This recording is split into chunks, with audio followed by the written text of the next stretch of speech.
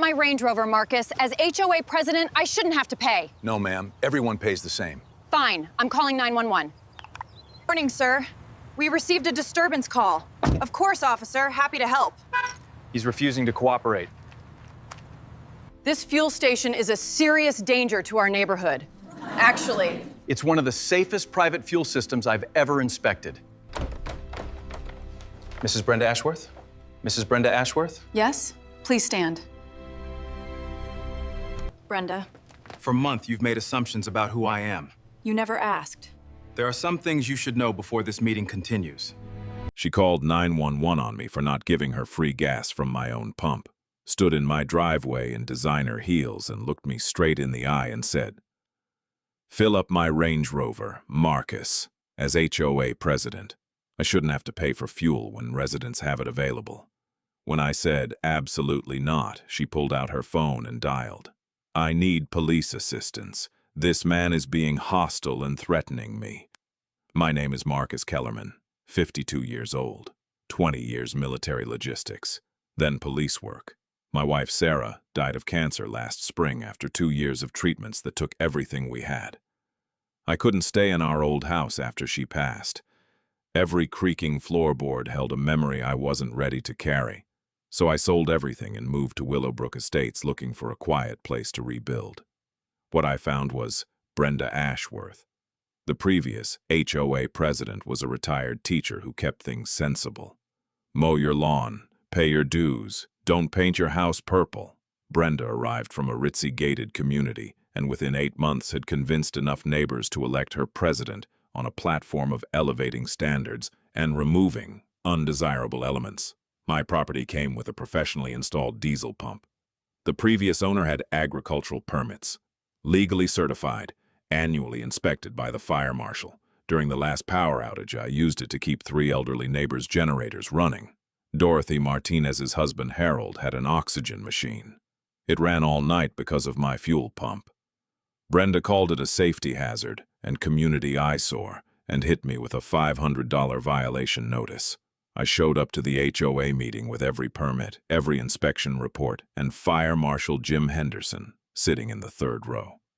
When Brenda finished her PowerPoint about explosion risks and environmental contamination, I asked Jim to stand up and share his professional assessment. "Folks," Jim said, grinning, "I've inspected hundreds of fuel installations in 30 years. Marcus's setup is textbook perfect, safer than most commercial gas stations." Brenda called for recess. The vote was postponed.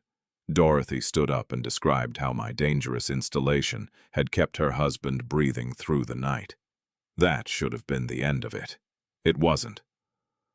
Over the next 6 weeks, Brenda filed anonymous complaints with city zoning, sent inspectors to my property 3 times, created fake social media accounts to spread rumors about declining property values, hired a private investigator to dig up criminal dirt on me, and filed a formal police report claiming I had been stalking and intimidating her.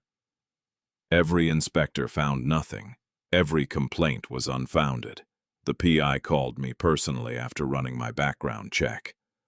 "Mr. Kellerman," he said, "this woman hired me to find criminal dirt on a police chief. She had no idea. For 3 months, Brenda had been filing false reports against the man who ran the local police department, never once researching who she was actually targeting. While she was manufacturing harassment campaigns, I was in the public HOA records. What I found made my hands shake. Every major contract approved, since Brenda's election had gone to her relatives. Her brother-in-law's law firm, her nephew's landscaping company, a 22-year-old whose previous experience was mowing his mother's lawn, her cousin's security consulting business, her other brother-in-law's construction outfit. None of the family relationships disclosed to the board. Total embezzlement estimated at $67,000 in 8 months. I delivered the documentation to the district attorney's office on a Monday morning. Not as Police Chief Kellerman, as Marcus Kellerman, concerned citizen. Brenda called an emergency board meeting the following Monday to expel me from the HOA permanently. Detective Reynolds walked in at 9:15 with 2 federal agents and a state prosecutor. Mrs. Brenda Ashworth. You are under arrest for embezzlement, wire fraud, filing false police reports, and conspiracy to defraud. The room erupted. I stood up and let the silence settle before I spoke. Brenda, I said, you've been filing false reports against me for 3 months, claiming I'm a terrorist threat, hiring investigators to have me arrested. I paused. Too bad you never bothered to find out I'm Police Chief Marcus Kellerman, and you've just been arrested for exactly the crimes I've spent 20 years putting people in prison for. She stared at me while the handcuffs clicked shut. 6 months later, she received 18 months federal prison, full restitution, and a permanent real estate license revocation. The recovered money went to playground equipment, road repairs, and an emergency fund that helped 3 families during tornado season.